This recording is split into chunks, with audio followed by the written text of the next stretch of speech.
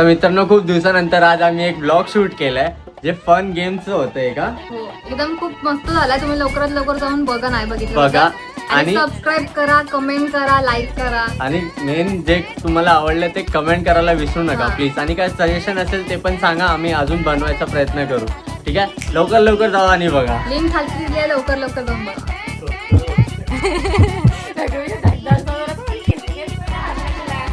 Blue green pink blue green red yellow yellow red yellow pink green yellow red blue green.